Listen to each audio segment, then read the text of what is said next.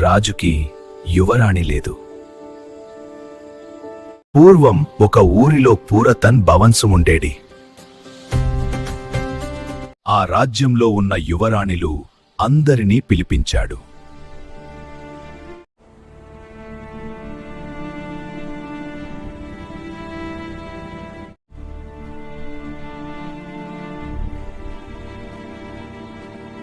ఆ యువరాజు రాజ్యంలో ఉన్న యువరాణిలు అందరినీ పిలిపించాడు.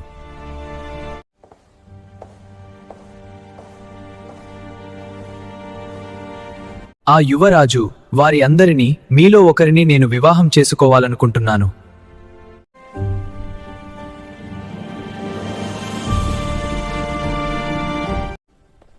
యువరాణి, మీరు చాలా నచ్చారు, మిమ్మల్ని వివాహం చేసుకోవాలి అనుకుంటున్నాను. యువరాజా, మీకు ధన్యవాదములు. మా తల్లిదండ్రులకు నచ్చితే నాకిష్టమే యువరాజా. యువరాజా, మీకు తండ్రులకు నచ్చితే నాకిష్టమే యువరాజా. అలాగే యువరాణి, మీ తల్లిదండ్రుల్ని పిలిపించి అడుగుతాను. సేనాధిపతి, మీరు వెళ్లి యువరాణి గారి తల్లిదండ్రులను పిలిపించండి. అలాగే యువరాజా. అలాగే సేనాధిపతి, మేము వస్తున్నామని మీ యువరాజుకి చెప్పండి. అలాగే మహారాణి గారు, మా యువరాజుకి చెబుతాను. సేనాధిపతి, యువరాణి తల్లిగారు ఏమన్నారు? యువరాణి గారి తల్లిగారు వస్తున్నాం అని చెప్పామన్నారు. యువరాణి గారు, మీ తల్లిదండ్రులు వస్తున్నారు.